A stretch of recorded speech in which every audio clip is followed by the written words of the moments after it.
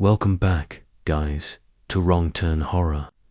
In today's episode, I'm sharing 10 bone-chilling Halloween horror stories with twisted endings. Before we begin, make sure to subscribe to the channel and hit that bell icon because trust me, you don't want to miss what's coming next. Also let us know from where you are watching. Thank you all. Every Halloween night, people wear masks. But some of those masks hide more than just faces. They hide truths that were never meant to be seen. So grab your candy, turn off the lights, and whatever you do, don't open the door after midnight.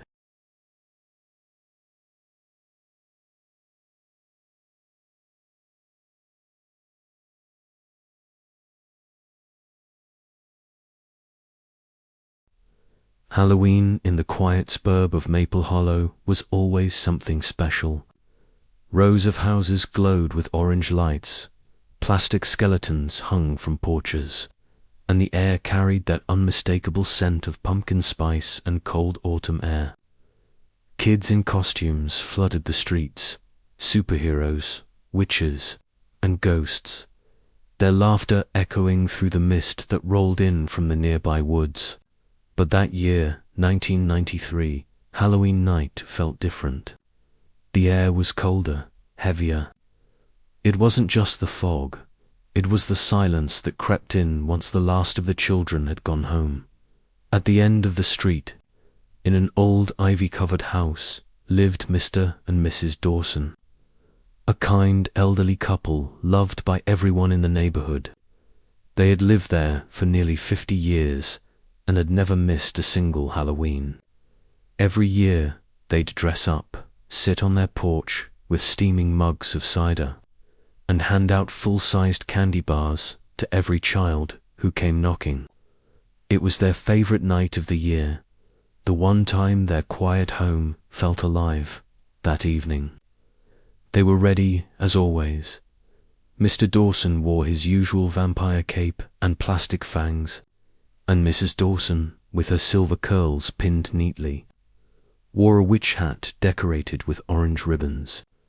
Their porch light glowed warmly, and the candy bowl was piled high.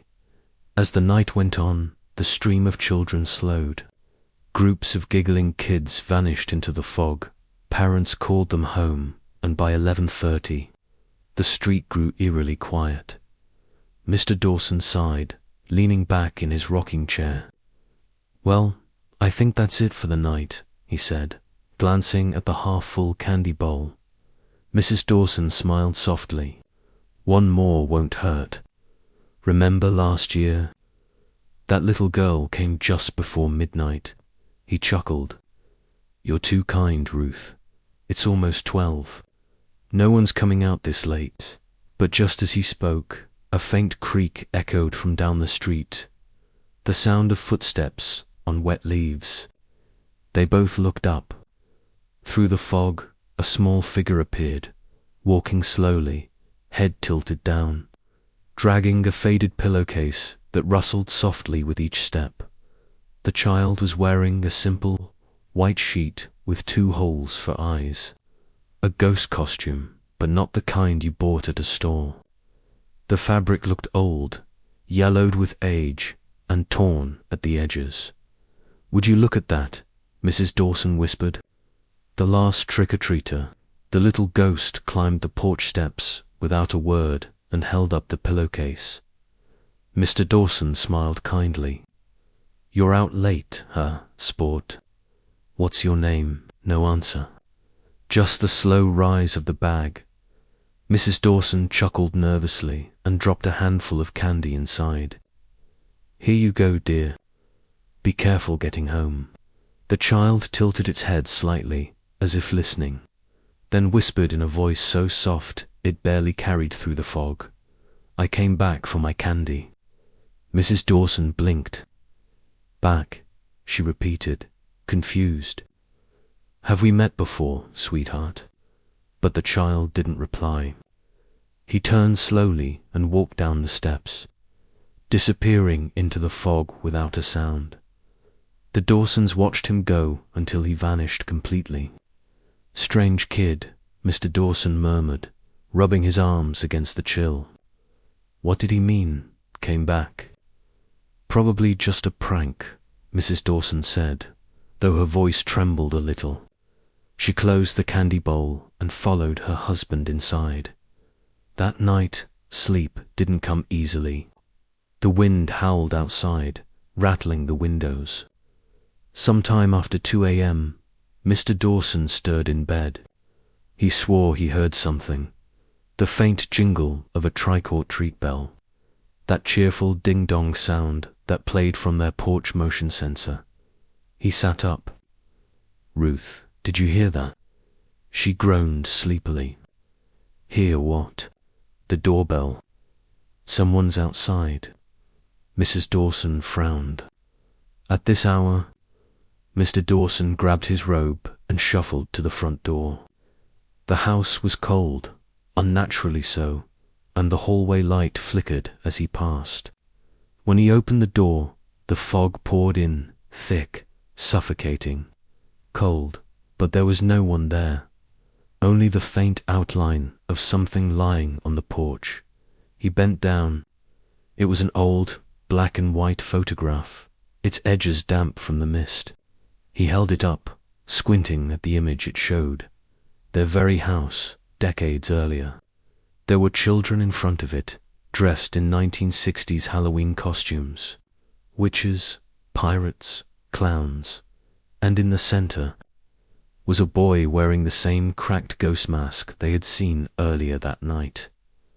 Mr. Dawson's stomach turned. He flipped the photo over. Written on the back in smudged ink were the words, "Thank you for the candy." He stood frozen in the doorway, heart pounding. "Ruth," he called, his voice shaking. "You need to see this." But before he could turn around, he heard it, a soft laugh behind him. A child's laugh, then another, then more. It sounded like dozens of little giggles, echoing faintly through the fog. Mr. Dawson spun around. The street was empty. Not a single soul in sight. He slammed the door shut and locked it. "Ruth, we're not alone out there," he whispered. Mrs. Dawson came down the hall, wrapping a shawl around her. "What are you talking about?"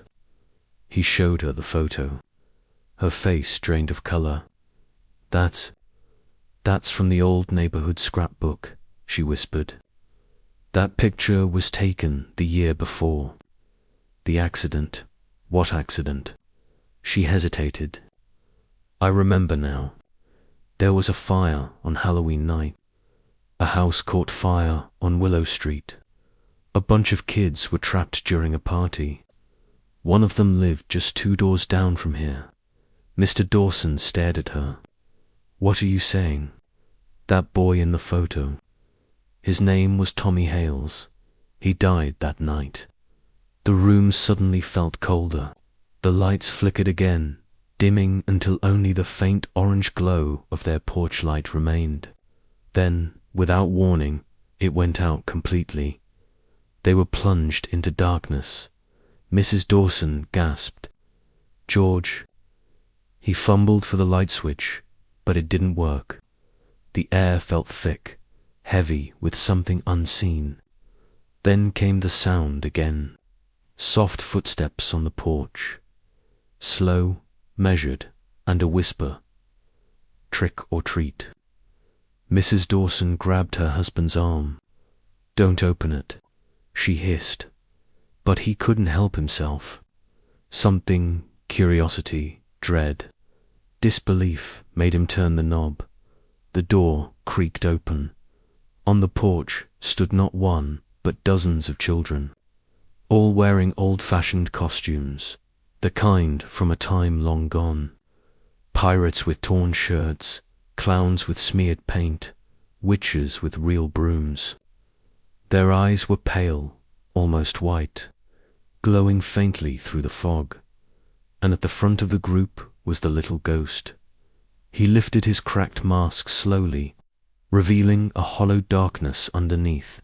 No face, just emptiness. Mr. Dawson stumbled backward, heart pounding so hard it hurt. "Ruth, run," he yelled, but it was too late. The lights in the house exploded, glass shattering as the fog poured inside. The last thing Mr. Dawson saw was the child stepping over the threshold, whispering again in that soft, ancient voice, "I came back for my candy." The next morning, the neighborhood was quiet. Children's decorations fluttered in the breeze. Pumpkins sat unlit on porches, but when the neighbors came to the Dawson's house, something was wrong. The porch was empty. No chairs, no candy bowl, no sign of the couple. The door was wide open, and the air inside smelled faintly of smoke and burnt sugar. On the floor lay two masks, one a witch, one a vampire. Both cracked down the middle, and on the wall above them, written in something that looked like ash, were 4 words: "Thanks for the candy." Police searched for weeks, but there was no sign of George or Ruth Dawson. The house was eventually boarded up. Locals whispered about it every Halloween, daring each other to walk by after midnight. Most didn't, but those who did, those brave or foolish enough to stand by that old porch in the fog, claimed to see a flicker of light inside. The faint glow of jack-o'-lanterns, 2 rocking chairs gently swaying, and sometimes the sound of laughter, children's laughter, and if you listened closely enough, you might even hear a small voice whispering through the cold October air, "I came back for my candy."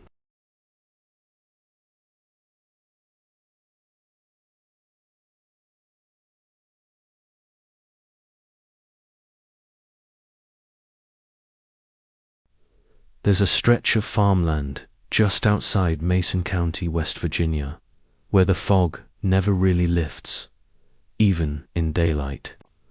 Locals call it Riders Hollow, though maps simply list it as County Route 13. For decades, it's been known for one thing: the Ryder Family Pumpkin Festival, a cheerful October tradition that drew families from miles around. Hay rides, cider stands, kids laughing through rows of glowing jack-o'-lanterns, the kind of small-town magic you'd expect from an old American Halloween. But if you ask anyone who's lived there long enough, they'll tell you the festival changed in 1998. That was the year something went wrong. That was the year Pumpkin Patch 23 was born, and the year it died. It started as a dare. A group of 5 friends from Mason County, Eli, Troy, Madison, Ricky, and Jenna were all seniors, bored and restless. Halloween weekend was approaching, and while most of their classmates were picking out costumes or planning parties, the 5 of them had something else in mind. They wanted to sneak into the pumpkin patch after dark. They'd heard the stories every local kid had. The Riders supposedly grew their pumpkins in soil that had once been a cemetery. They said each pumpkin that came from the 23rd row, patch 23, had a soul inside it. Just campfire talk, of course, until someone noticed that every year, one of the pumpkins in that row came out twisted, deformed, shaped almost like a human head. So on October 30th, just before midnight, they met at the edge of the field, flashlights in hand, breath fogging in the cold. The air smelled of rain and rot. The moon hung low and orange, fat as a lantern. "Last chance to back out," Troy joked, pulling his denim jacket tighter. Madison smirked. "What's the worst that could happen? We get caught by an old man rider." Eli, the quiet one, looked uneasy. "I heard his grandson disappeared out here. They said he fell into a hole in the field and never came back." Ricky laughed. "Man, that's just some Halloween BS. You all believe everything you hear. so they climbed the fence and stepped into the field. The stalks rustled around them like whispering voices. Hundreds of pumpkins stretched in every direction, their carved faces glowing faintly from candles, still burning after the festival had closed for the night. They followed the numbered signs until they reached Itro to 3, and there, at the end of the line, was the biggest pumpkin they'd ever seen. Nearly 4 feet tall, with a perfect deep orange color, its skin smooth as porcelain. Someone had carved the number 23 into its side in rough, uneven cuts. Madison grinned and pulled out her pocket knife. "Let's make it official." She carved their initials into the pumpkin's surface, M plus E plus T plus RJ, and they all laughed, taking turns posing for photos. Eli held up his camcorder, recording as the others joked and drank from a flask Ricky had smuggled in. But as the camera rolled, something strange happened. The pumpkin moved, just a twitch, a subtle shifting, like something was pushing from inside. "Did you see that?" Jenna whispered. Troy kicked it lightly. "It's hollow. You're just freaked out." But when he stepped back, they all heard it, a soft, wet thud from beneath their feet. Then another. The ground trembled. The pumpkin cracked slightly down the side, oozing something thick and dark, not the pale yellow of pumpkin flesh, but deep red. Ricky swore and stumbled back. "What the hell?" Before anyone could react, the field went silent. The wind died. The candles in every jack-o'-lantern flickered out, one by one, until only the moonlight remained. And then came the voice, soft, faint, childlike, drifting on the wind. "Don't wake them." Eli swung his flashlight wildly. "Who's there?" No answer. Only the sound of the soil shifting, the soft drag of something wet pulling itself free. That was enough for them. They bolted, dropping the flask, the flashlight, the knife, everything, as they scrambled back over the fence and ran for their car. None of them looked back. When they finally reached town, they tried to laugh it off. "Probably some animal burrowed under there," Troy said, forcing a grin. "Maybe a raccoon or something." But Eli couldn't sleep that night. He kept replaying the footage from his camcorder, the moment when the pumpkin cracked. He swore he saw a hand, small, pale, pushing through the pulp. The next morning, Halloween Day, the news broke. Old Man Ryder was found dead in his barn. Heart failure, they said. But what unsettled everyone wasn't his death. It was what the sheriff found behind his farmhouse. Row 23 was gone.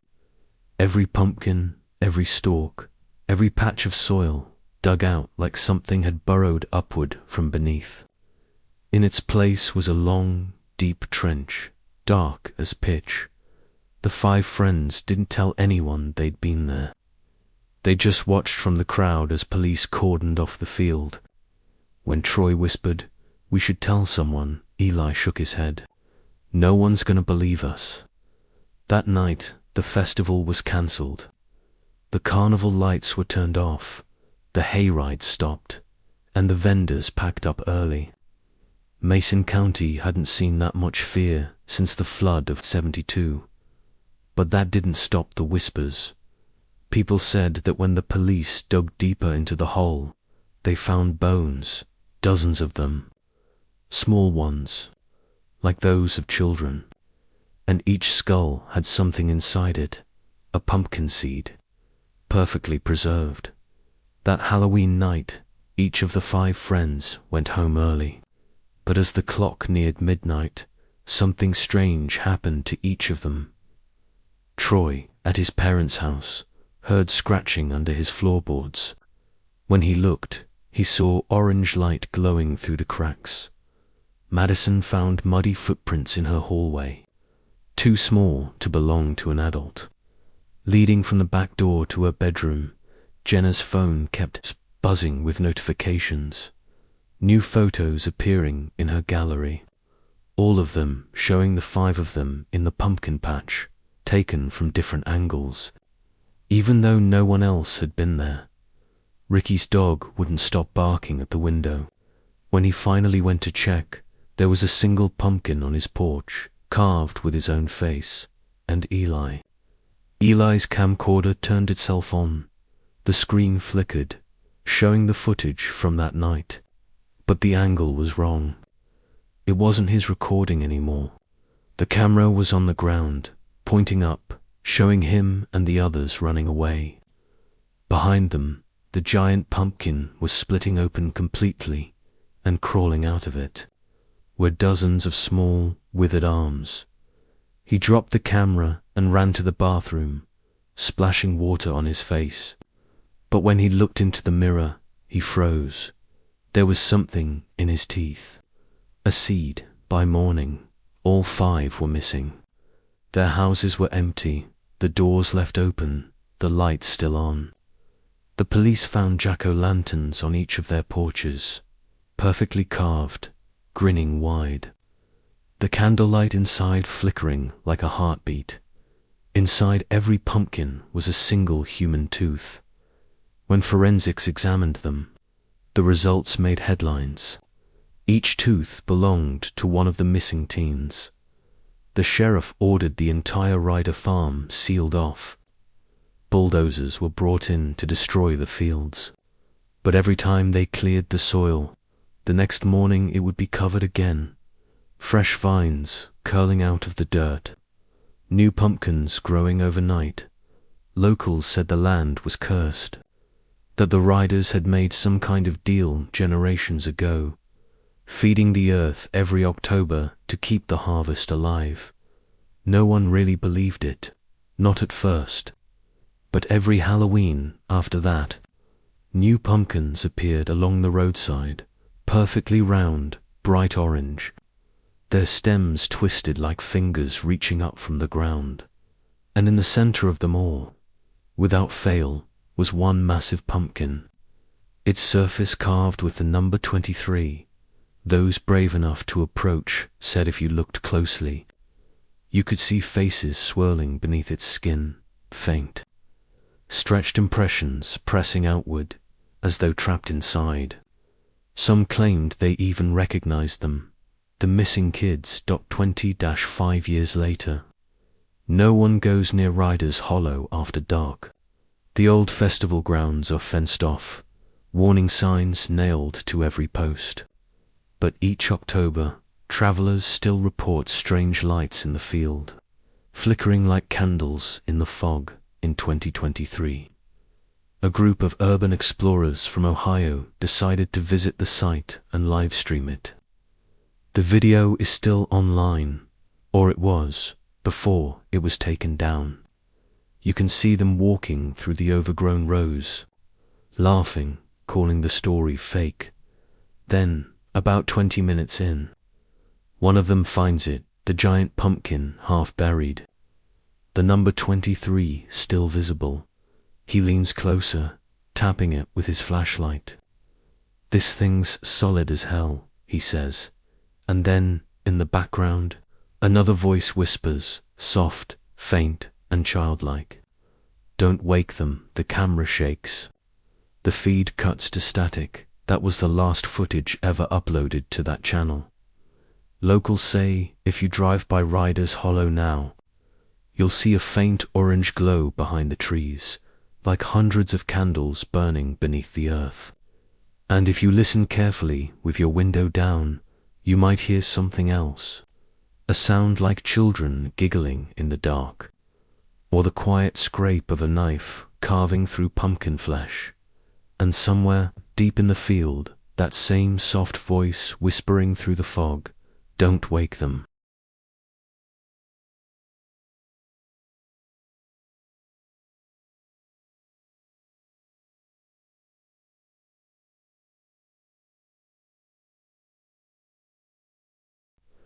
It was the night before Halloween when everything changed for 17-year-old Lily Morrison. She wasn't the type to believe in curses, or haunted objects, or any of the things that made up the urban legends around her small Midwestern town.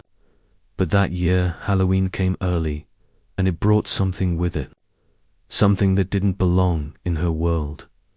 Lily worked part-time at Henderson's costume and party shop, the kind of place where rubber masks, dusty wigs, and faded vampire capes were stacked in piles like forgotten relics. Every October, business boomed. But this year, something about the shop felt off. The store's owner, old Mr. Henderson, had disappeared 2 weeks earlier.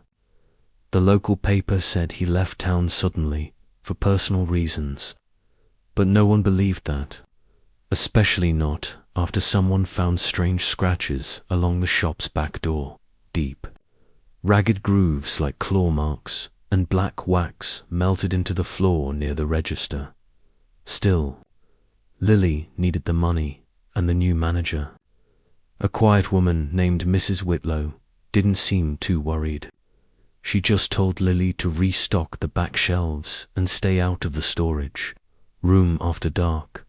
That's where the story begins. The night of October 30th. The air outside carried that cold, metallic scent of early frost.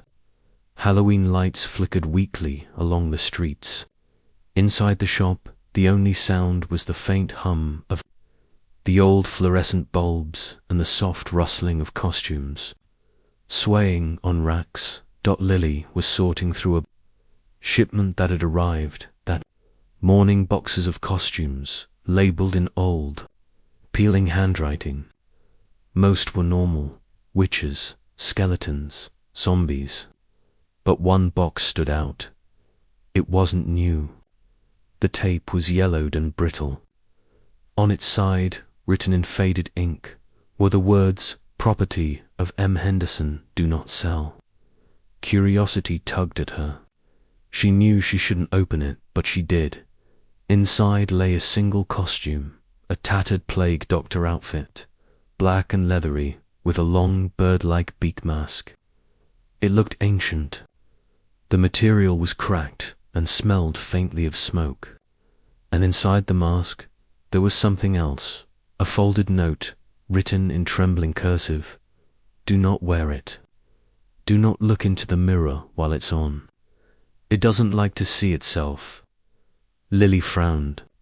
Probably one of Henderson's pranks.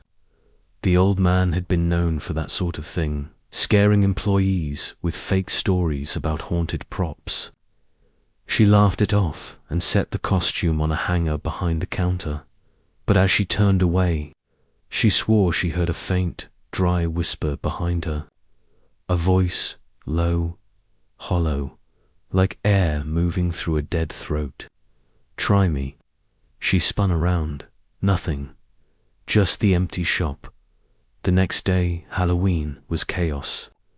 Customers flooded in, kids screaming with excitement, parents haggling over prices, the air thick with laughter and noise. Around noon, Cassie and Jenna, Lily's two best friends, burst in through the doors. "Lily," Cassie called, "you're coming tonight, right? Tyler's Halloween bash, it's gonna be huge." Lily hesitated. "I don't have a costume." Cassie grinned. "You literally work in a costume store." Jenna's eyes wandered to the plague doctor outfit hanging behind the counter. "That one's creepy," she said. "You should wear it." Lily felt uneasy. That one's not for sale, but the thought stuck in her mind.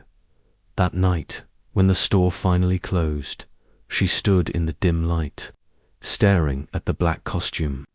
Her reflection in the glass door looked tired, hollow. She was sick of being the shy one, the background friend, so she put it on. The material clung to her like cold skin. The leather smelled of soot and decay. When she slid the mask over her face, the world dimmed. The only light came through the narrow glass lenses of the eyes. She looked into the mirror. For a moment, she didn't see herself. The reflection was wrong. The body moved a half-second late, the head tilted too far, and behind the mask's dark lenses, something shimmered, something alive. She tore it off, heart pounding. The reflection lingered for a moment before snapping back into place. Then, as if nothing had happened, it was just her. She told herself it was exhaustion, stress, the smell of rubber and dust making her dizzy. But as she locked up and stepped outside into the crisp October night, something followed her. The streetlights flickered when she passed beneath them. Her shadow moved when she didn't. The party was already roaring when she arrived. Orange lights strung across the yard, fake cobwebs hanging from the porch, the smell of beer and pumpkin spice thick in the air.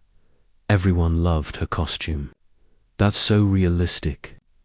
Someone shouted, "Where'd you get it?" Lily smiled nervously, trying to shake the unease. The music was loud, the laughter louder, but every time she glanced at the window, she saw her reflection, the black figure behind the beaked mask, and it wasn't standing quite the way she was. As the night wore on, strange things started happening. Jenna vanished midway through the party. Cassie said she'd gone to the bathroom and never came back. People started whispering about it, laughing nervously, assuming she'd left with someone. But when Lily walked past the hallway mirror again, she froze. Jenna was standing behind her reflection, eyes wide, mouth open in silent horror, her hand pressed against the glass. Lily turned. No one was there. When she looked back at the mirror, her reflection was smiling. She tried to tell Cassie, but her voice came out weak and hoarse. Her throat burned like she'd swallowed smoke. The costume felt heavier now, tighter, as if it were molding to her skin. She ran to the bathroom, locking the door behind her, and tried to peel the mask off, but it wouldn't move. The straps dug into her flesh, the beak scraping against the mirror as she struggled. And then, in the foggy reflection of the bathroom mirror, something shifted again. Her reflection reached out. Not mirrored, it reached the same direction she did. The glass cracked. A faint whisper came through. Words she couldn't understand, like a language from the grave. "The trade is made." Then, suddenly, the mask came free. Lily gasped, stumbling backward. Her face was wet with blood, but what she saw in the mirror wasn't her. The reflection was still wearing the mask, and it was smiling. She fled the house, down the street, through the fog, the laughter behind her fading into static. Her vision blurred. Every shadow looked human. Every light flickered like a dying star. When she reached the store, the front door was open. The lights inside flickered erratically. The plague doctor costume rack was empty, and on the counter sat a small hand mirror. Inside it, faint, foggy, she could see Cassie and Jenna, trapped behind glass, their mouths open in eternal screams. Her reflection stepped closer. It lifted a black-gloved hand and whispered, "Your turn." The next morning, Mrs. Whitlow arrived to open the shop. She found the doors locked from the inside. No sign of Lily, no signs of struggle, only the faint smell of burning wax and a single costume neatly hung on the rack, its tag reading, "Used, do not open," when she looked into the mirror behind the register. For just a second, she thought she saw someone, a young girl, pale-faced, trapped behind the glass, mouthing something she couldn't quite hear. Then it was gone, and outside. The Halloween decorations swayed in the cold morning wind, empty masks staring out at a world that had no idea what they were looking at.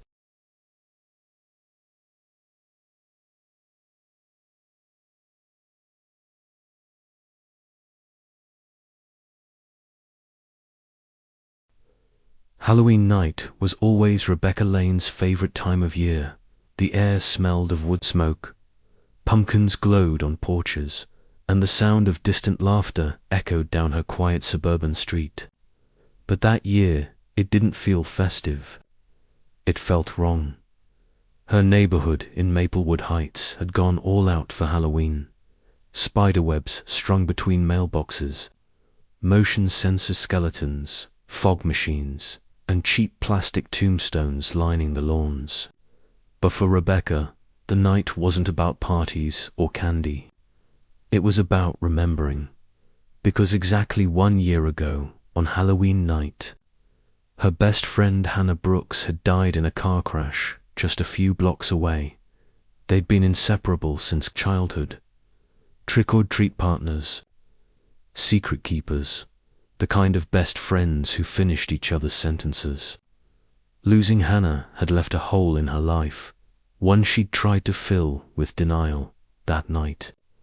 As the town dressed up in masks and makeup, Rebecca sat alone in her room, scrolling through old photos of them in costumes, witches, zombies, clowns.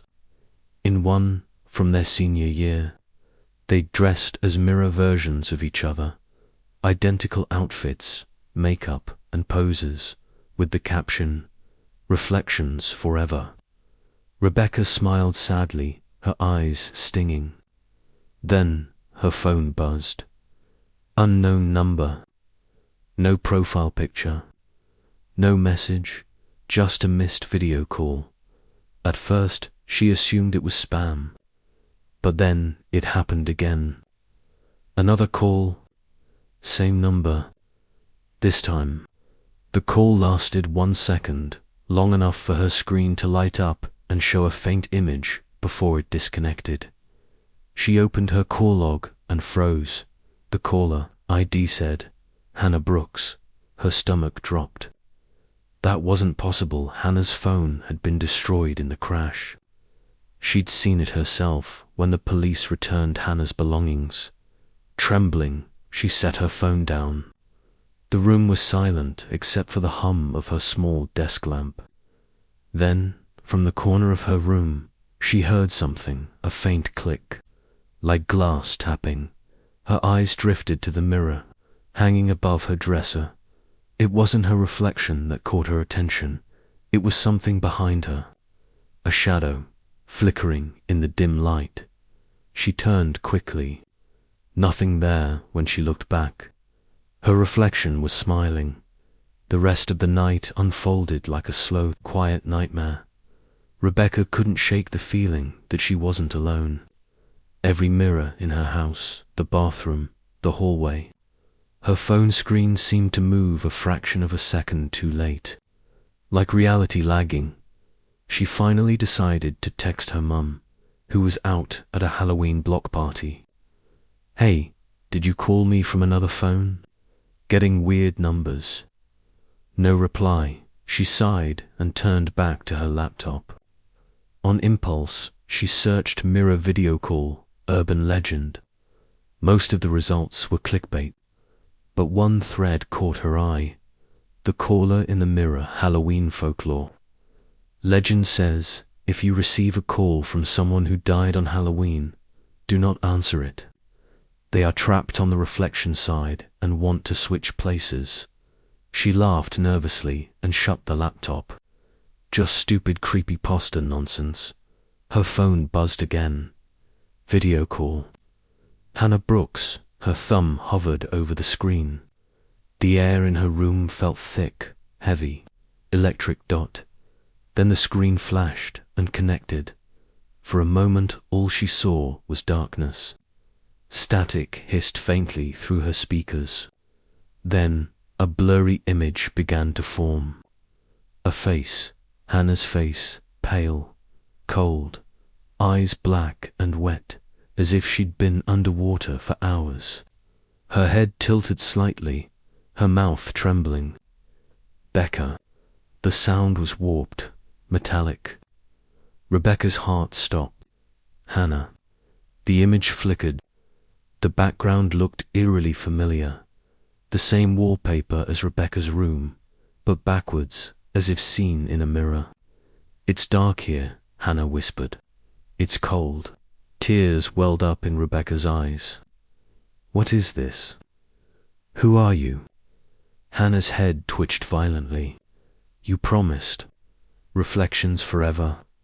The screen distorted, a shriek of static. Then, through the noise, Rebecca heard knocking dot, not from her phone. From the mirror, she turned slowly. The sound was rhythmic, tap, tap, tap, coming from inside the glass. Her reflection stood perfectly still, but behind it, faint shapes began to move, like someone walking just beyond the silver surface. She dropped her phone. The call disconnected, plunging the room into silence. But then the phone buzzed again, a new text from the same number. "Let me in." Rebecca stumbled backward, her breath hitching.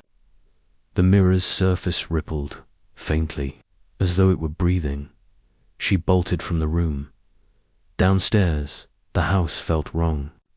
The lights flickered. The air smelled faintly of burning hair. The living room mirror, her mum's decorative centerpiece, was fogged over from the inside. Her phone buzzed again, vibrating across the floor. She picked it up.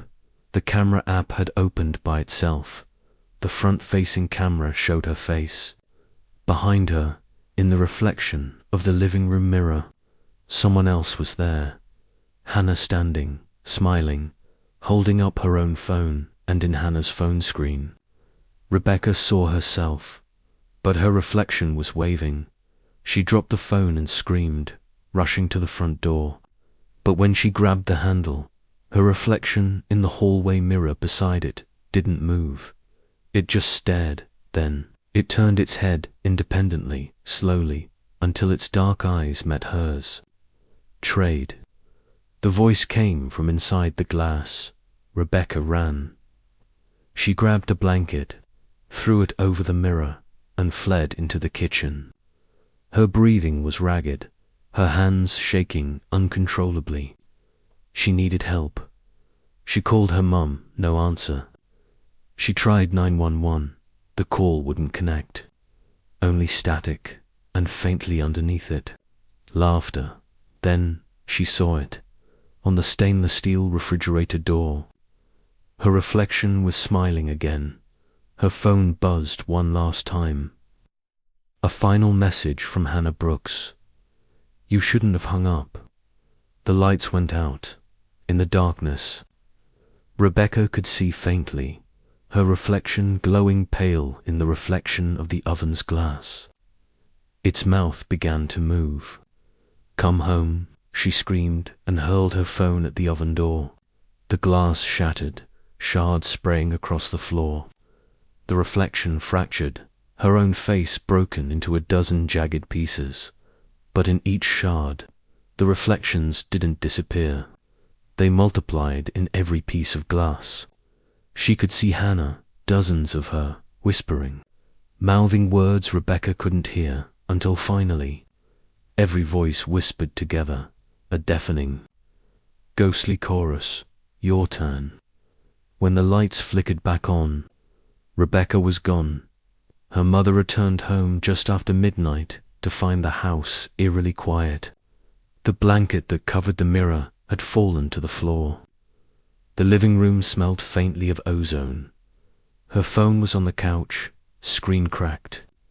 One video was open, a recorded call, time-stamped at 11:57 p.m.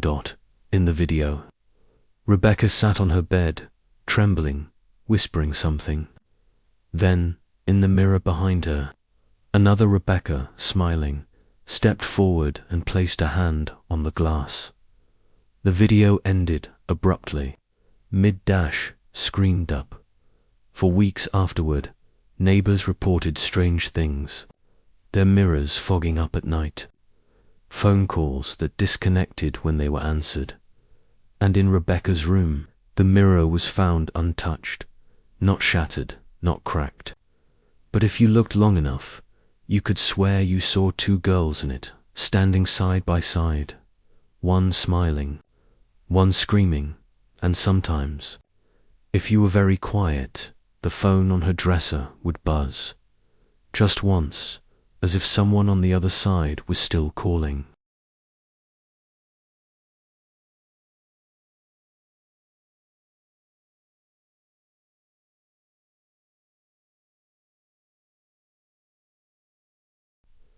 Halloween night in Wexler County, Nebraska, was like no other.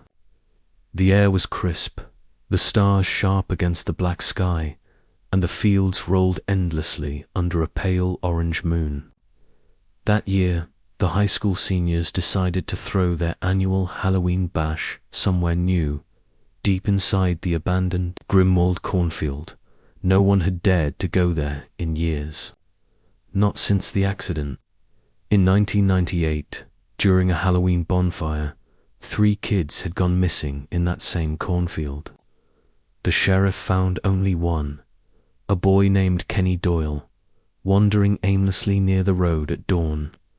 His clothes soaked in blood, his mind broken. The other 2 were never found. Kenny's only words before being institutionalized were whispered to the coroner that examined him. They came out of the corn when the fire went out. Fast forward to 2022, for 17-year-old Eli Turner. Grimwald Cornfield wasn't haunted. It was the perfect party spot. Secluded, hidden, and far enough from town that no one could hear the music. He'd been the one to find it. A massive clearing deep in the field. Perfect for a bonfire. The others laughed off the stories. "It's just some dumb farmer's ghost story," said Tanner, Eli's best friend. "We'll drink, dance, and scare a few freshmen. It's Halloween, man." By 9 o'clock, cars were pulling up along the dirt road in long rows. The sound of bass echoed through the night, mixing with the rustle of corn and the shrieks of laughter. The moon hung low, and the field glowed a faint silver under its light. Eli stood by the fire, watching sparks climb toward the sky, when Maya, his girlfriend, handed him a beer. "You sure this place is safe?" she asked. Eli grinned. "The only scary thing here is Tanner's playlist."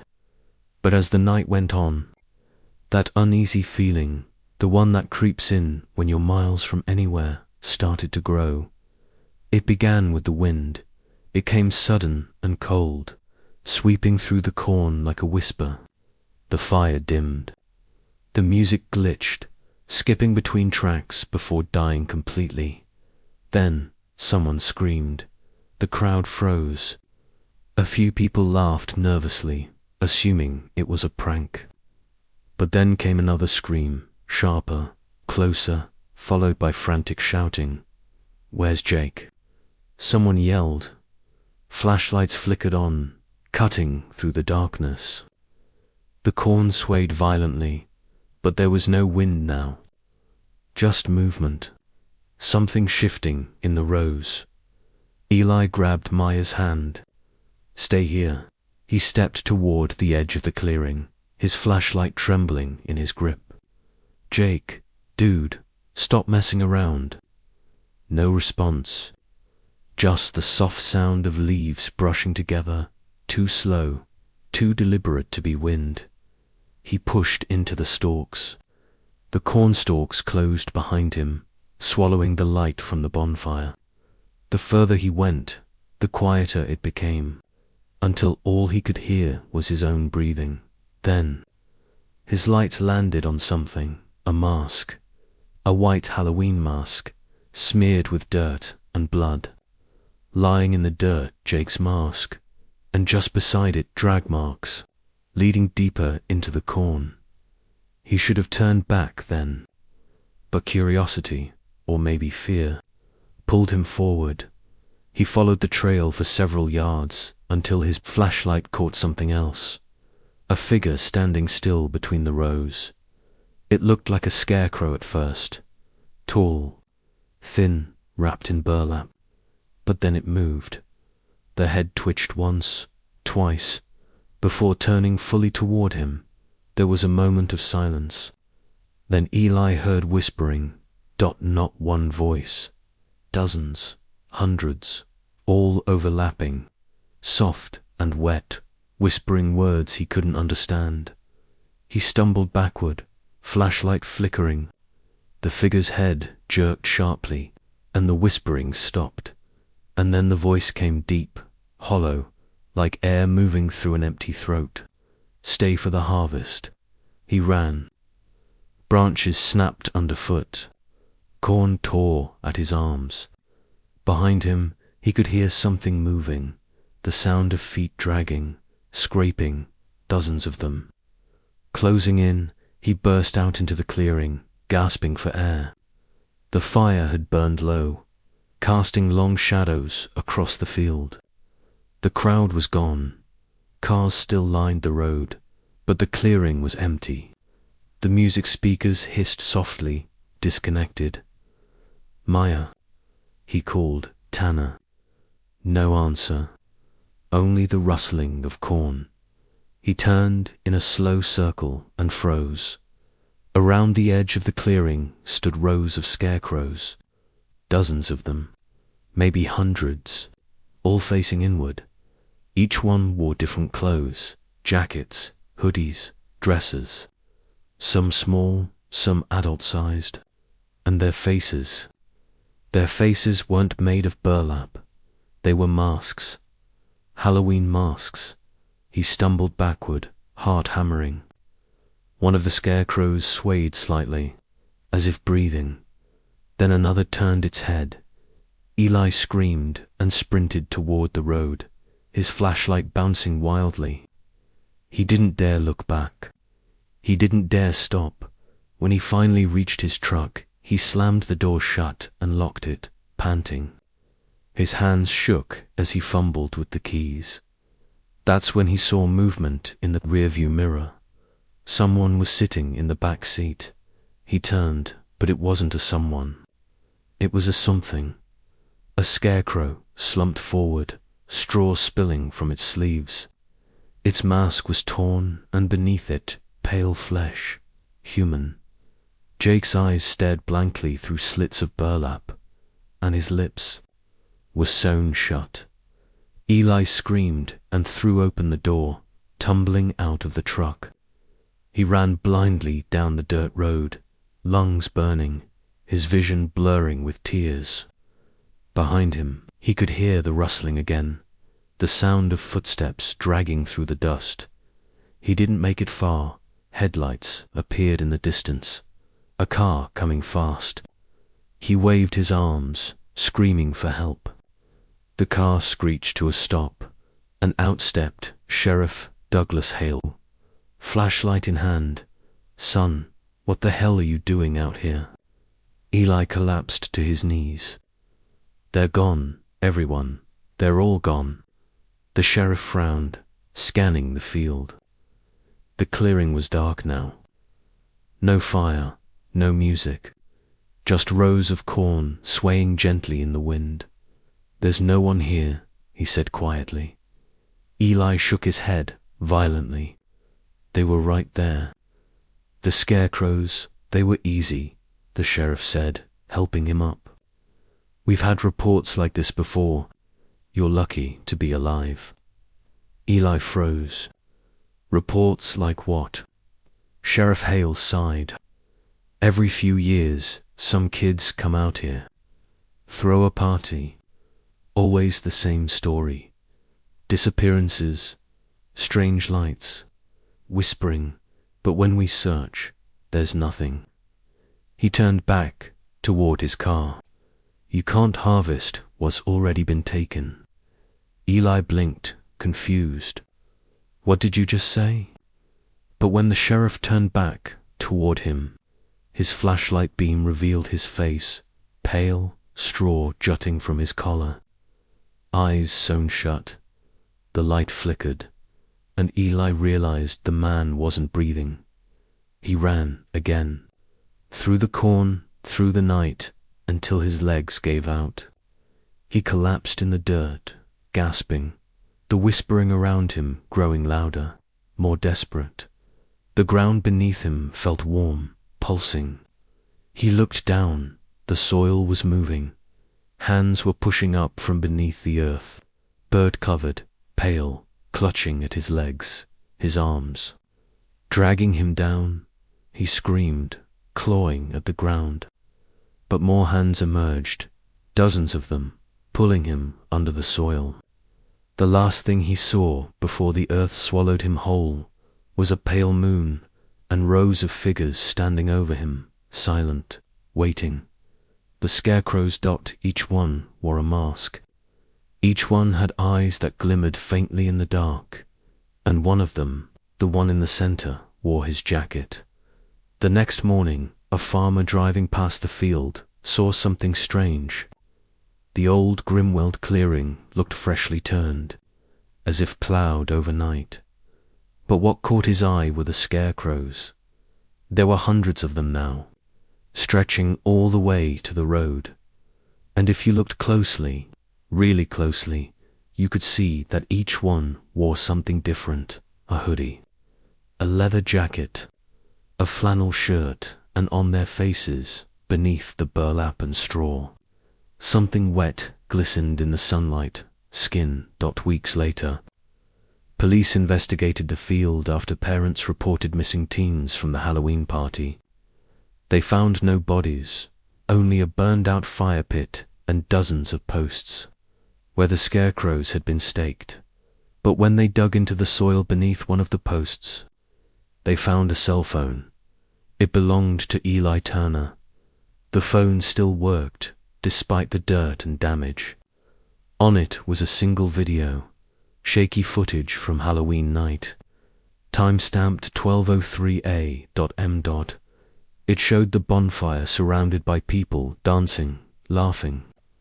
Then the camera turned toward the cornfield, where a line of dark figures stood watching. As the camera zoomed closer, the figures began to move, slowly, swaying, stepping toward the fire, and then, just before the screen went black, a voice whispered, right next to the microphone, "The harvest is complete."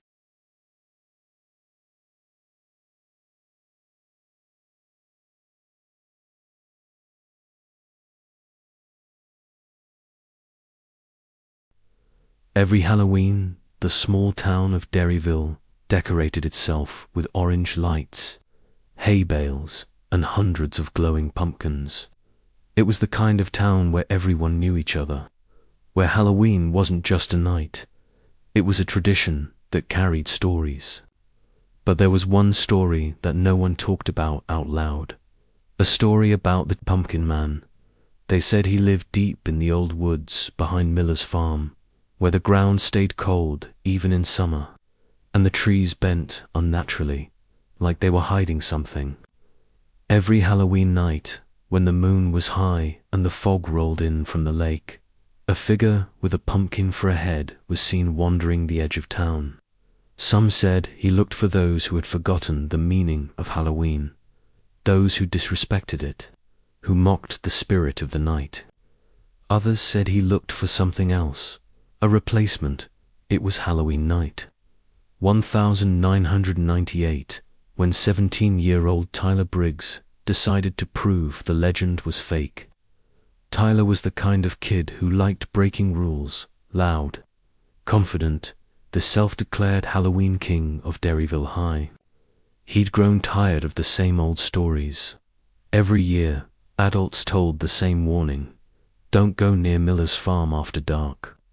The Pumpkin Man roams there. Tyler didn't believe in fairy tales. He wanted a story of his own.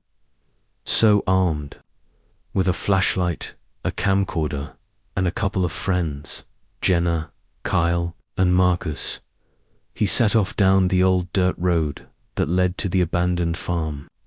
"Let's get this on tape," Tyler said, flipping on the camera.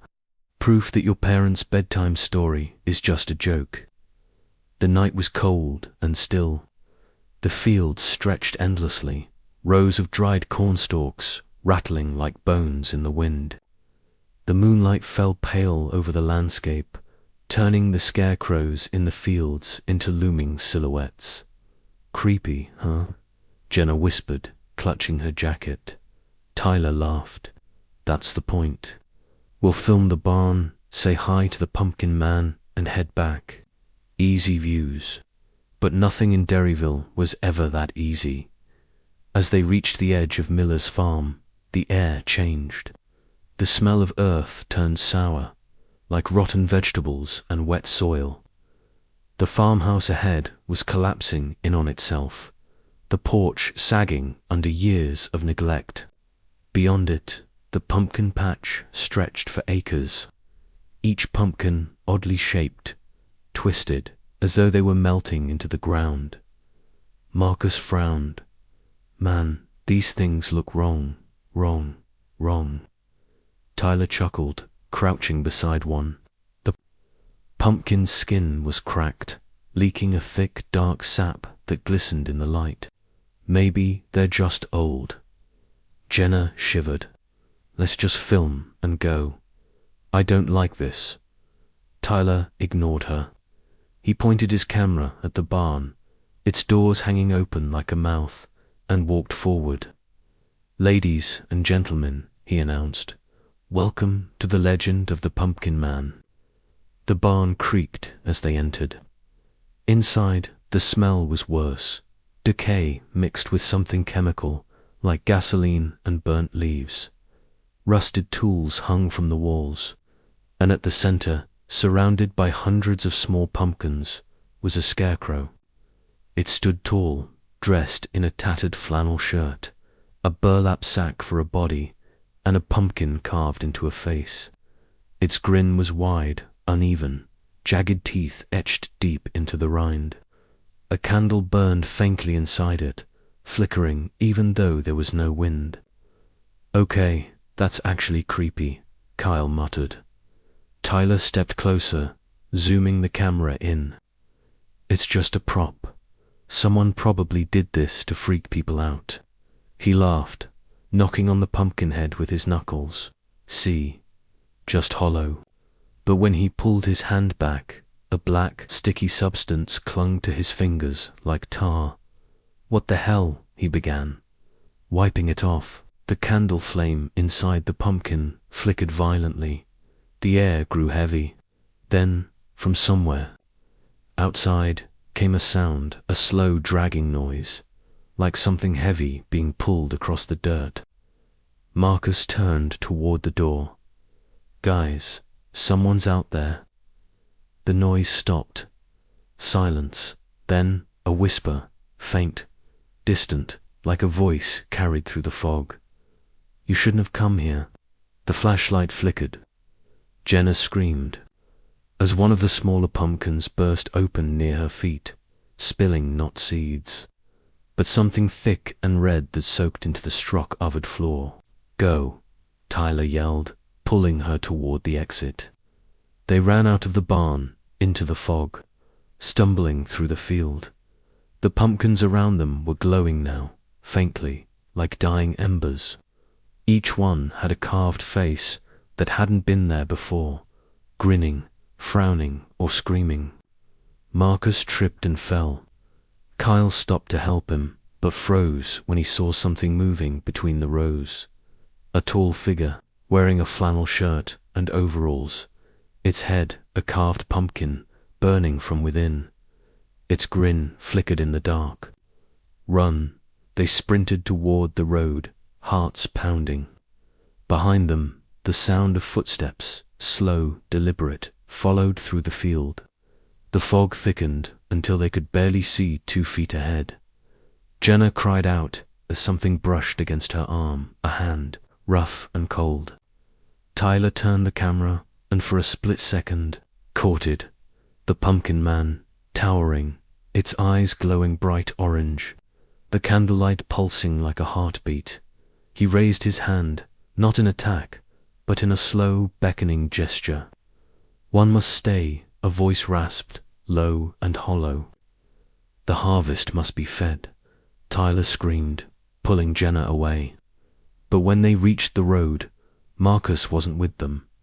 They turned back, saw only fog, and the faint glow of pumpkins stretching endlessly. By morning, the sheriff's department found Tyler, Jenna, and Kyle wandering the edge of town, covered in dirt, shaking, their clothes torn. None of them could explain what happened. The footage from the camcorder was found near Miller's farm. Most of it was static, but a few seconds were clear, showing Marcus in the pumpkin patch, calling for help as shadows moved around him. Then the camera tilted toward the ground. The last frame showed a pumpkin, freshly carved, its candle still burning, with Marcus's hat lying beside it. The case was written off as a tragic disappearance. The town went back to its Halloween celebrations. The story faded into rumor, but every year after that, people began to notice something strange when the town put out its decorations. Pumpkins lined up neatly along porches and fences. One of them always looked different. The carvings more detailed, the shape more lifelike. And if you looked closely, you could swear the grin was real. The edges carved deep, as if the pumpkin was trying to smile through pain. 20 years later, Tyler returned to Derryville. He never left completely. He just tried to forget. But every Halloween, he heard whispers in his dreams. One must stay. The harvest must be fed. On October 31st, he found himself driving back to Miller's farm. The land had long been abandoned, the fields overgrown, the barn collapsed. But as he stepped into the clearing, he saw it, the pumpkin patch still thriving, the ground fertile and damp. Dozens of pumpkins glowed faintly under the moonlight. He approached one, kneeling down, tracing his hand over the rough surface. It was carved into a familiar face. Marcus. Tyler's breath caught. The mouth moved slightly, cracking as if trying to speak. "You came back." The ground beneath him pulsed. Vines crawled up his legs, digging into his skin, dragging him down. Tyler screamed, clawing at the dirt, but it swallowed him whole. The pumpkins around him began to glow brighter, one by one, their grins stretching wide. When morning came, the patch looked peaceful again. Just pumpkins, rows and rows of them, basking in the first light of dawn. But in the center of the field stood a new scarecrow, wearing Tyler's flannel jacket, its head a massive pumpkin, carved with a wide, uneven grin. The candle inside flickered faintly, as though it had just been lit. They say if you drive past Miller's farm on Halloween night, you'll see him standing there, the pumpkin man, watching. And if you stop, even for a moment, he might look your way.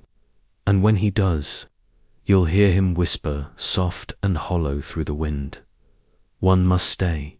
The harvest must be fed."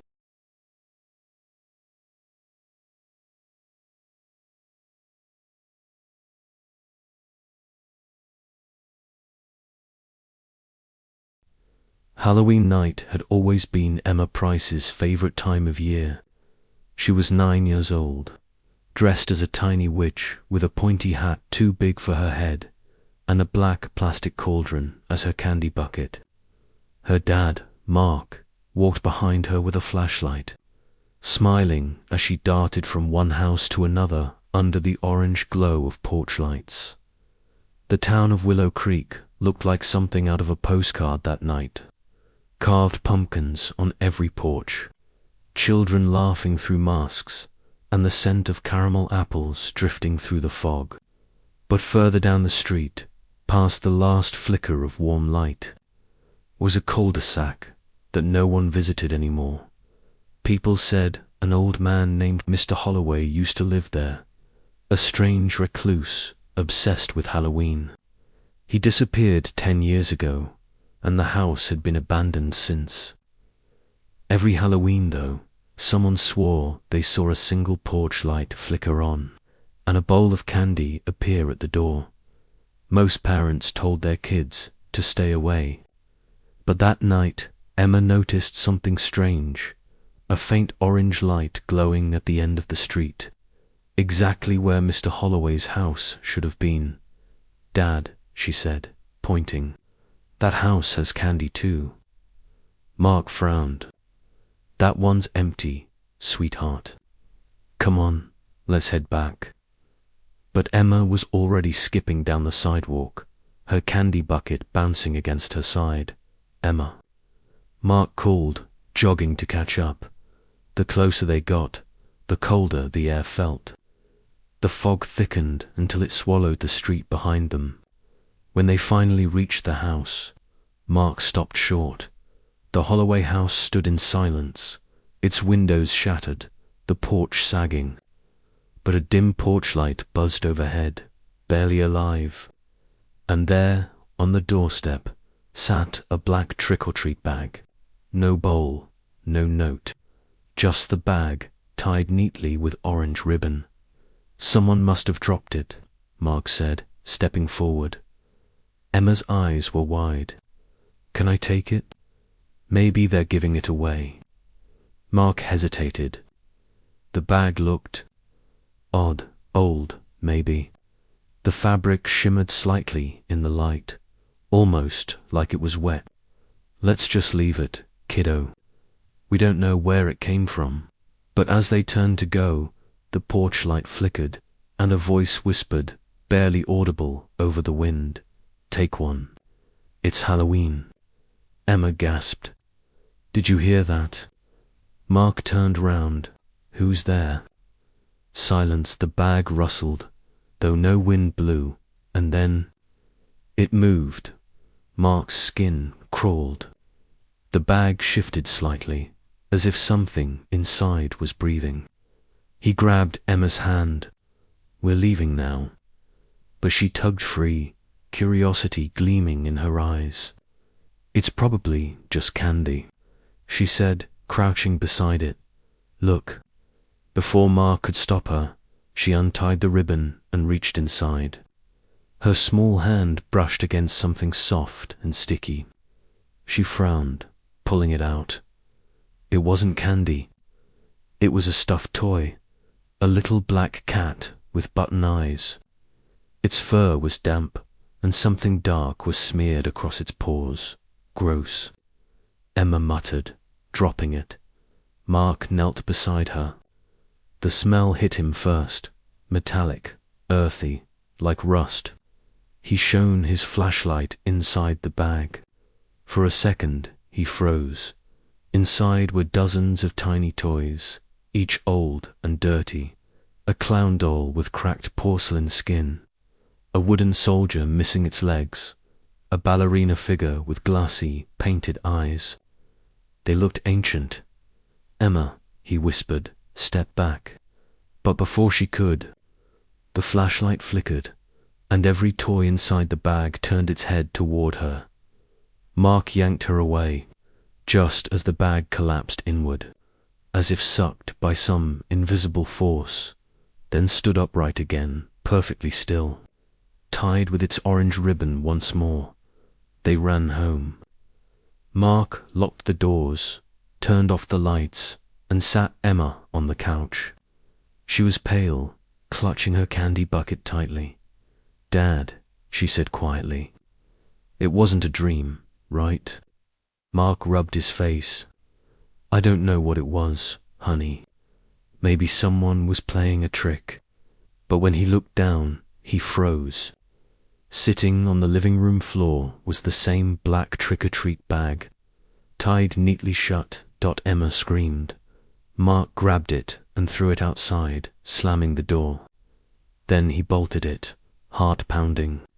He turned around to comfort Emma, but she was staring past him, eyes wide. The bag was back inside, sitting by the window. Mark's mouth went dry. How the ribbon untied itself. A whisper filled the room, soft, like a child's voice carried through static. "You took one. Now we take one too." The lights in the house flickered. The air grew cold. Mark grabbed Emma, running upstairs, slamming the bedroom door behind them. He pushed a dresser against it and picked up his phone. No signal. Downstairs, they heard movement, slow, dragging footsteps. "Dad," Emma whispered, trembling. "Something's downstairs." Mark motioned for silence. The footsteps stopped. Then a soft thud. Then another. He crept toward the door, pressing his ear to it. The air smelled faintly of smoke and rotting candy. The sound grew louder, the distinct plop of small, wet feet on the wooden floor. Something was coming up the stairs. Mark turned to Emma. "Get in the closet, now." She obeyed, hiding among coats and boxes. Mark stood in front of the dresser, gripping a baseball bat. The footsteps stopped just outside the door. Then came the whisper again. "Trick or treat." Mark's hands shook. "Who's there?" The knob turned slowly, once, twice, before stopping. Then came a scraping sound, like fingernails against wood. The dresser slid an inch. Then another. Mark pressed his weight against it, heart hammering. Silence. He waited. Minutes passed. Nothing, he exhaled, until he noticed something. Under the door, a shadow appeared. Small, childlike, but wrong. Its limbs were too long, its head too round, like a child wearing a pumpkin for a mask. The voice whispered again, "You took one. Now we take one too." The door burst open. When Mark woke up, it was morning. The room was destroyed, drawers overturned, curtains shredded. He stumbled to his feet, calling for Emma, no answer. He searched the house, every room, every corner. The front door was wide open, and the black trick-or-treat bag sat on the porch. His throat tightened as he picked it up. It was light now, nearly empty. He untied the ribbon, hands shaking, and looked inside. Lying at the bottom of the bag was Emma's witch hat, folded neatly, and beside it, a tiny stuffed doll wearing the same costume she had worn that night. Her green eyes were painted glass. Her hair was made of straw. Mark screamed until his voice broke. He ran to the police, but they found nothing. No footprints. No signs of struggle. The only clue was that strange black bag which vanished from the evidence locker the next day. A year passed. Then another. The town forgot. People moved on. But every Halloween, Mark sat by his window, watching the street fill with praying he'd see his daughter again. Then, 1 year later, on Halloween night, there was a knock at his door. He froze. Another knock, soft, polite. He opened the door, and his heart nearly stopped. On his porch stood a little girl, wearing a witch costume, Emma's costume. She smiled faintly, holding a black trick-or-treat bag. "Trick or treat," she said softly. Mark's voice cracked. "Emma." The girl tilted her head. "Do you remember me?" Her voice was distant, hollow, like an echo from the bottom of a well. Mark's hands trembled as he reached out to touch her. But she stepped back. "You took one," she whispered, "so we took one too." Her smile faded. The porch light flickered, and when it came back on, she was gone. Only the bag remained the next morning. Neighbors found Mark sitting on his porch, staring blankly into the distance. In his lap was the same black bag, sealed tight with orange ribbon. He wouldn't speak, wouldn't move, wouldn't let anyone touch it. When the police finally took it from him, they found something new inside. A small stuffed doll, dressed in a flannel shirt and jeans. It had Mark's wedding ring sewn to its hand. No one ever saw him again after that, to this day. Parents in Willow Creek warn their kids not to pick up strange bags on Halloween night. They say If you ever find one sitting alone on a porch, black, tied with orange ribbon, don't touch it, because once you open it, the rules change. It doesn't matter who you are. It doesn't matter if you believe.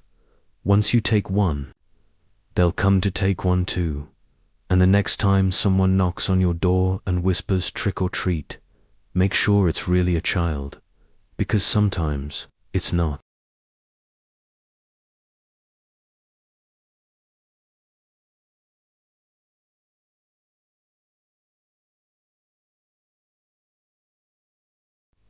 Halloween had always been a big deal on Maple Hollow Drive. Every October, neighbors went all out. Skeletons climbing fences, fake coffins on lawns, fog machines hissing through the night air. But there was one house that never joined in the old Whitaker place. It sat at the end of the street, shadowed by a massive oak tree, its paint peeling, windows boarded up. Kids whispered that it was haunted, that something inside didn't want company. The owners, the Reynolds family, had moved in just 2 months ago, a young couple, Daniel and Claire, and their 6-year-old son, Ali. They didn't know the stories. Not yet. On October 30th, Daniel came home from work to find Claire standing on the porch, frozen. "Dan," she said quietly, "did you do this?"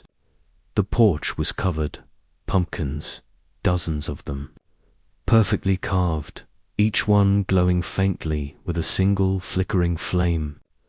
Bats hung from the railing, cobwebs stretched across the windows, and a full scarecrow stood in the yard, dressed in old clothes that looked eerily familiar. Daniel frowned. "What the hell?" Claire shook her head.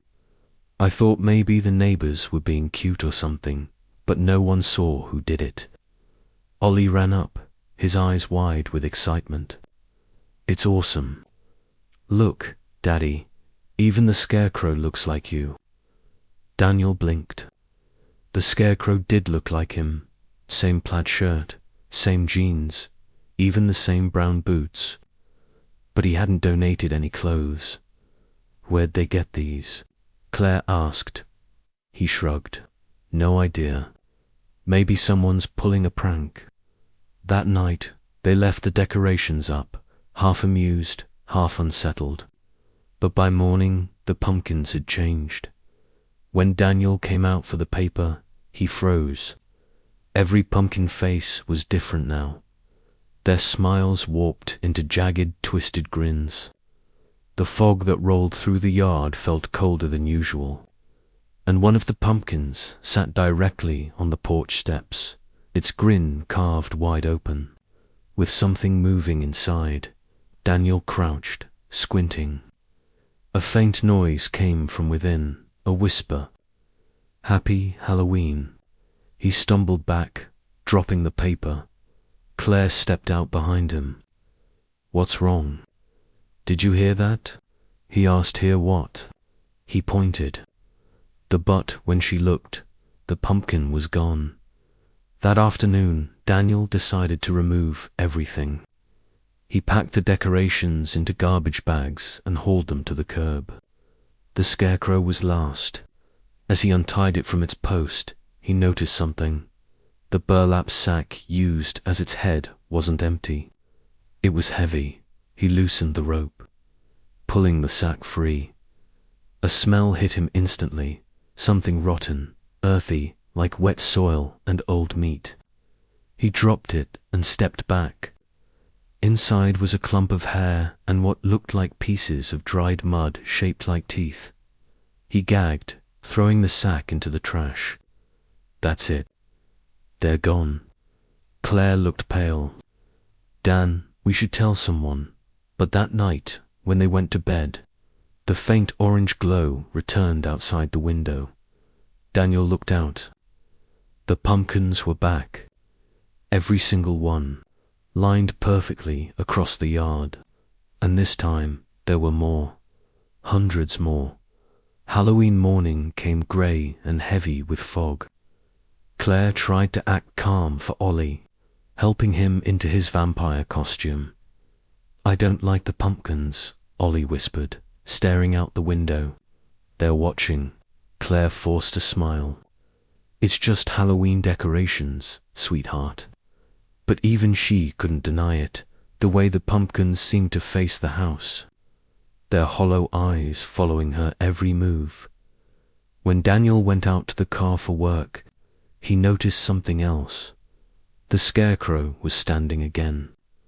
This time, it wasn't in the yard. It was on the porch. He stared for a long moment. The air felt charged, buzzing faintly in his ears. Then the scarecrow's head turned, just slightly. As if following him, he ran back inside. That night, Halloween night, the neighborhood was alive, with kids and laughter. But Maple Hollow Drive ended in silence. Not a single trick-or-treater came near the Whitaker place. Inside, Daniel sat in front of the TV, trying to distract himself, while Claire made cocoa for Ollie. But when she turned around, he wasn't there. She called, "Where's Ollie?" Daniel looked up, alarmed. "What do you mean?" He was right there.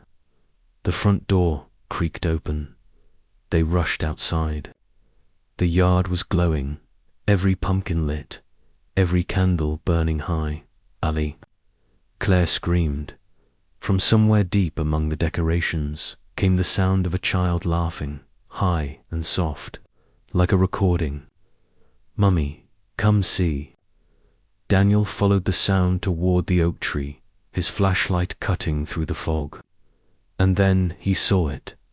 At the center of the yard stood a massive pumpkin. Taller than him, its carved grin stretching nearly to the ground. The top was cracked open like a lid. Inside, something moved. Ollie.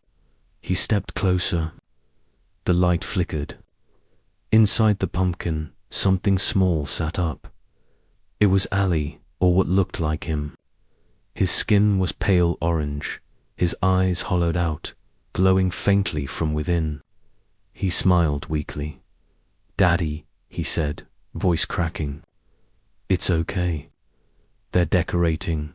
Daniel screamed, reaching in, but the vines moved, wrapping around his arms, pulling him toward the pumpkin. Claire ran forward, trying to grab him, but the vines reached for her too, wrapping around her waist, her legs, her throat. They both screamed as the vines dragged them down, the pumpkin lid closing shut over them like a coffin. When the neighbors came by the next morning, the yard was beautiful, too beautiful. Every inch of it was covered in perfect decorations, pumpkins, skeletons, hay bales, and scarecrows. The house looked alive with Halloween spirit. The town paper even featured it on the front page. Maple Hollow's most festive home. But no one saw the subtle details, the way the scarecrow on the porch wore Daniel's favorite plaid shirt, or how one of the jack-o'-lanterns bore a tiny set of teeth shaped just like Ollie's. And if you looked close enough, the pumpkins weren't filled with candles. They were glowing from something deeper, something pulsing softly, like a heartbeat.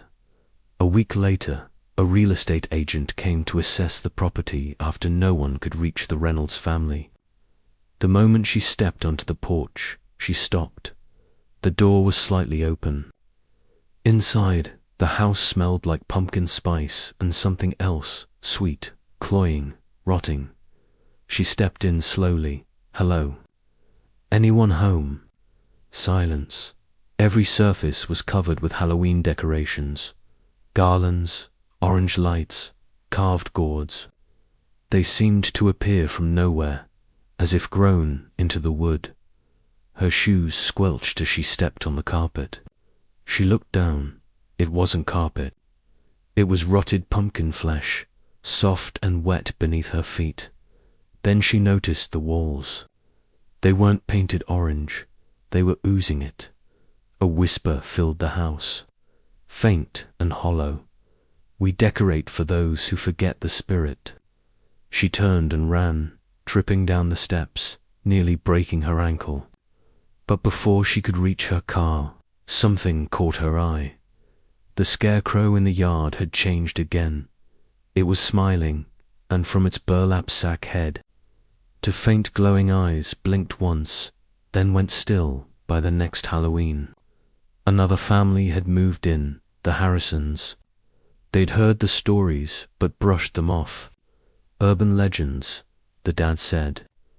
People just get carried away. But when the first frost of October hit, the pumpkins appeared again, perfectly carved, perfectly placed. And that night, Mrs. Harrison told her husband something strange. She thought she saw a man standing in their yard, dressed in flannel, holding a child's hand. They both had glowing eyes. Now, every Halloween, people drive by Maple Hollow Drive just to see the house that decorates itself. No one ever sees who does it, but by the time the sun sets on October 31st, the yard is full. Glowing pumpkins, scarecrows, webs, fog. And every year, the decorations change. New faces, new poses, new stories carved into the pumpkin's skin. If you look close enough, you might see the truth. Each pumpkin face is different, but eerily familiar, because every one of them looks like someone who once lived there, and the biggest one, standing proudly in the middle of the yard. That one always looks like the newest homeowner. They say the house just wants to celebrate Halloween, but it doesn't want your candy or your costumes. It wants your spirit, because if you forget to decorate for the season, don't worry. The house will do it for you.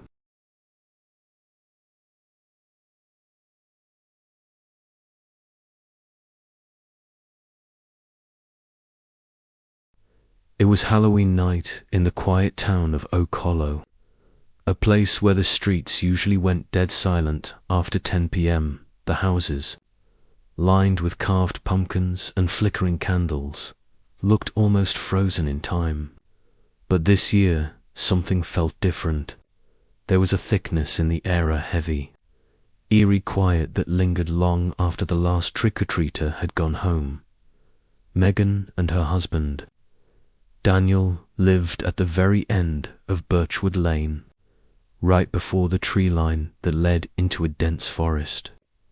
Their house was old, the kind that creaked with every gust of wind and sighed with every step. Halloween had always been Megan's favorite night of the year. She loved decorating the porch, dressing up in costumes, and handing out candy to kids who dared to walk that far down the lane. But this year was quieter, too quiet. By 11 p.m., the last porch lights on the street had gone out. Megan poured herself a glass of wine, turned off the front light, and settled on the couch with Daniel. They had just started a movie when the knock came. It was a soft, slow knock, knock, knock, knock. Megan froze, the sound echoing faintly through the house. Daniel turned down the volume, frowning. "Did you hear that?" he asked. She nodded. "Maybe a late trick-or-treater."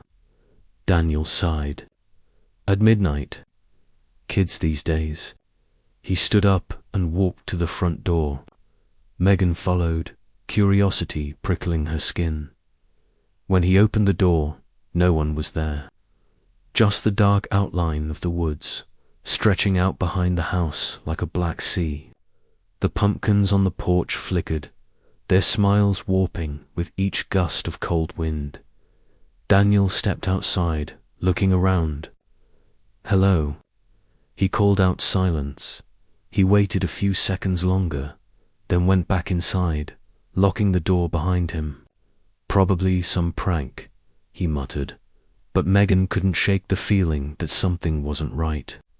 She stared at the window for a while before finally sitting back down. The movie played, but she couldn't focus. Her eyes kept darting to the front door. Then, at exactly 12:03 a.m., the knock came again. This time, louder. Knock. Knock, knock. Her stomach turned cold. Daniel stood up again, clearly irritated. All right, that's enough. He stormed to the door, yanking it open. The porch was empty again, except this time there was something on the doormat. A small orange candy bucket shaped like a pumpkin. Daniel frowned, picking it up. Someone left this.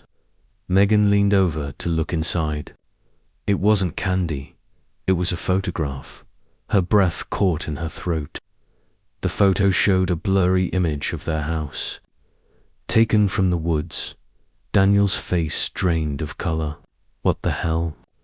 They looked at each other in stunned silence. Megan felt her pulse in her throat. Who would? Then they both jumped as the back door creaked open. Daniel ran toward the kitchen, shouting, "Hello? Who's there?" But by the time he reached the back door, it was swinging in the wind. The cold air blew through the kitchen curtains. He slammed it shut and locked it, every muscle in his body tense. "This isn't funny," he yelled into the night. Megan grabbed her phone, hands trembling. "I'm calling the police." But when she picked it up, there was no signal. She looked at Daniel, panic creeping into her voice. "The phone's dead. What about yours?" He checked his phone. Same thing.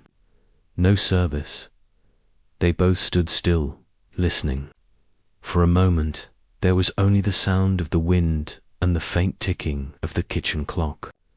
Then, from somewhere deep in the woods, came the faint sound of laughter, childlike, playful, and wrong. Daniel grabbed the baseball bat from the closet. "Stay here," he whispered. "Daniel, don't."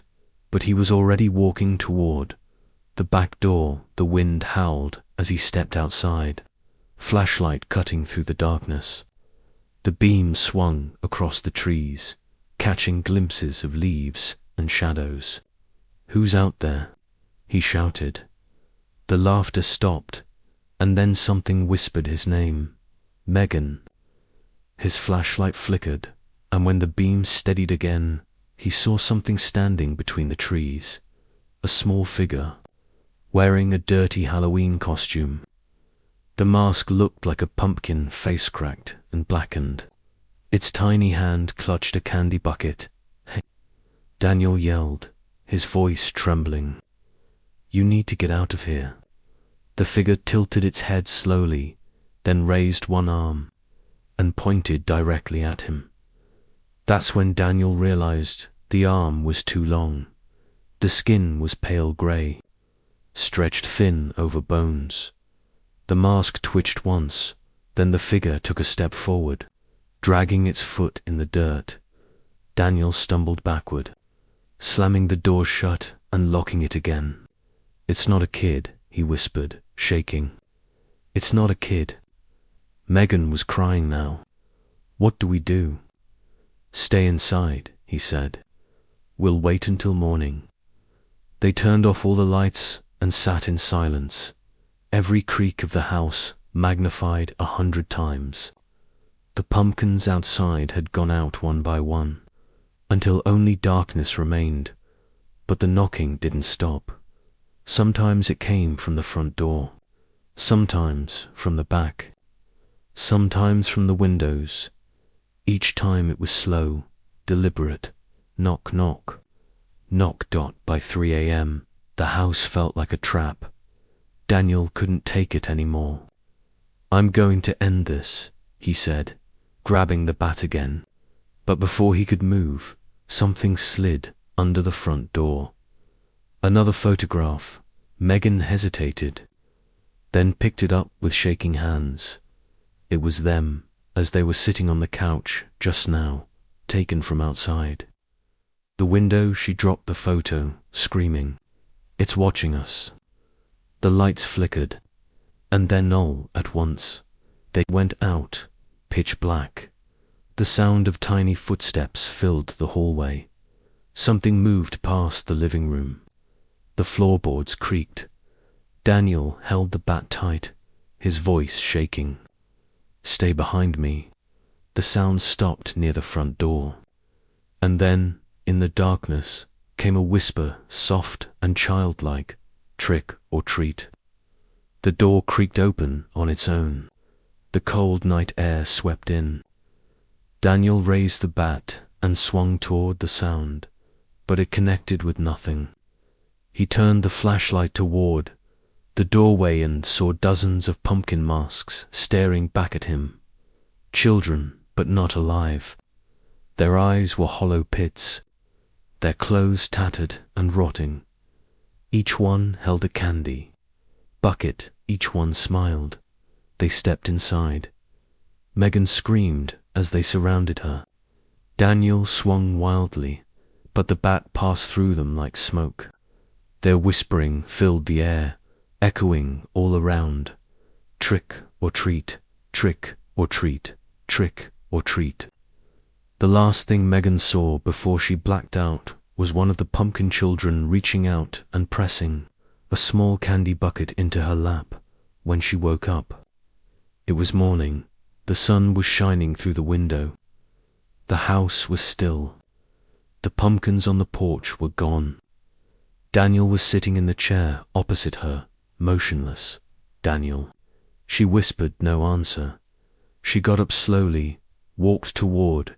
Haman froze. His eyes were open, staring blankly ahead. His mouth stretched into a wide, unnatural grin. And sitting in his lap was a candy bucket, filled with photographs. Each one showed Megan asleep. The last photo was of her right now. Standing behind him, she turned toward the window and saw the reflection of a small pumpkin, masks smiling behind her. The screen cut to black. A faint knock echoed one last time. Knock, knock, knock, trick or treat.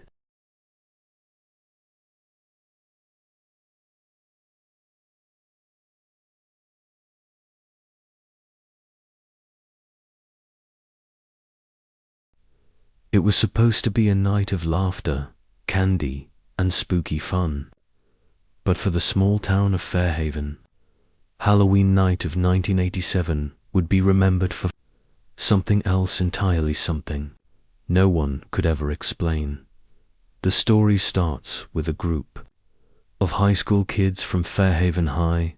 They were the kind of kids everyone knew, the loud, popular ones who always pushed limits. That year, they decided to do something different for Halloween. Instead of trick-or-treating or going to parties, they planned to rent an old school bus and take it out to Miller's Hollow, a remote area surrounded by thick forest where, rumor had it, a bus full of children had vanished decades earlier. There were 7 of them that night. Eric, the ringleader, his girlfriend Lacey, Tyler and Brooke, the class clowns, Marcus, the skeptic, and twins Jenna and Josh. They'd all heard the legend, the story of the Fairhaven school bus that drove into Miller's Hollow on Halloween night, 1963, and never came back. The driver, they said, went mad. Some stories claimed he'd been possessed by something lurking in the woods. Others said he'd just snapped, tired of the kids' constant teasing.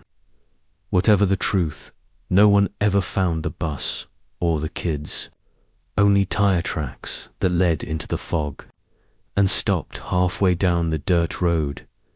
It was the perfect ghost story, and Eric, being the fearless one, wanted to prove it was just that, a story. So, they borrowed an old yellow bus from his uncle's junkyard, fixed it up with some decorations, and painted the midnight ride across the side. Their plan was simple: drive down to Miller's Hollow at midnight, film a video for laughs, and tell the story inside the forest where the real bus disappeared. They left town at 11:23 p.m. The air was thick with fog. The moon hung low, pale and distant. The laughter filled the bus as they sang along to loud music and threw candy at each other. Brooke wore a witch costume. Tyler had fake blood all over his face. It was the kind of night that felt like nothing bad could ever happen. But the deeper they drove, the quieter it got. The fog grew denser, curling around the headlights like smoke. The road narrowed, twisting through the trees. And soon, the music began to cut out, the signal fading into static. "Looks like we're almost there," Eric said, squinting ahead. "See that sign?" They passed a crooked wooden sign that read Miller's Hollow, 1 mile. Lacey shivered. "This place gives me the creeps." Marcus smirked. "Come on, it's just some old story. Probably a drunk driver who ran off the road." But Jenna leaned forward, staring out the window. "No, the bus didn't crash. My grandma told me about it. She said they heard the kids screaming for days in the woods after they vanished." "Nice," Tyler laughed. "Real bedtime story vibes." Eric grinned. "Let's find out if they're still screaming." When the clock hit midnight, the bus rolled to a stop. They were deep in the forest now. The headlights cut across thick fog that clung to the ground like a living thing. The trees loomed on both sides, their bare branches twisting upward like claws. They all stepped off the bus, flashlights in hand. The air smelled of damp earth and decay. "This is it," Eric said. "Miller's Hollow." They started filming, laughing nervously as the camera recorded the darkness. Brooke narrated like it was a travel vlog. "We're here, guys. The legendary haunted forest of Fairhaven. No sign of ghost kids yet." Then the engine of the bus sputtered behind them. Marcus turned around. "Eric, did you leave it running?" Eric frowned. "No, why?" The headlights began to flicker. Then the bus horn blared once, long and low. Everyone jumped. "Okay, that's not funny," Lacey shouted, but no one was near the bus. The doors creaked open slowly. A cold gust of air swept out, carrying with it the faint sound of voices whispering, children whispering. Tyler swallowed hard. "You guys hear that?" The whispers grew louder, circling them. The air grew colder with every breath. Then Brooke screamed. Her flashlight beam landed on something in the fog.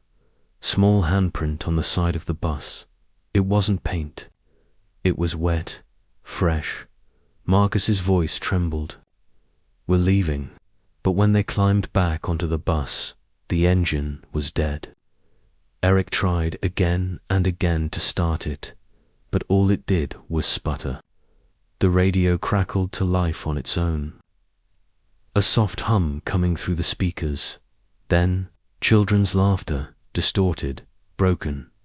Every head turned toward the back of the bus, through the dim light. They saw movement. A small figure sitting in the last row. A little girl. Her hair was wet, her dress torn. She stared at them with empty eyes. Lacey gasped, dropping her phone. "Eric." She whispered, "There's someone back there." But when Eric shined his flashlight toward the seat, it was empty. The laughter stopped. Then came the knocking, tap. Tap, tap. From the windows, all of them, tiny. Pale hands pressed against the glass. Tyler screamed and ran for the door, but it wouldn't open. The bus began to shake, rocking back and forth as if something outside was pushing it.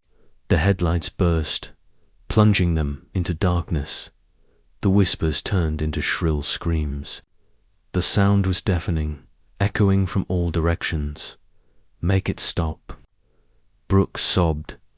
Eric grabbed his camera and pointed it toward the front. For a split second, the flash went off-end. What it captured made his blood run cold. The driver's seat, was no longer empty. A man sat there. His skin was pale blue, his eyes sunken. He turned his head slowly toward Eric, a twisted grin stretching across his face. "Midnight route," he rasped. "All aboard." The bus engine roared to life on its own. The doors slammed shut. The gears shifted. And before anyone could move, the bus lurched forward, barreling down the dirt road into the forest. They screamed, pounded on the doors, but the driver didn't stop. The fog swallowed them whole. No one ever saw the Fairhaven teens again the next morning. The police found the bus abandoned at the edge of town. The seats were empty, but something strange was carved into the dashboard.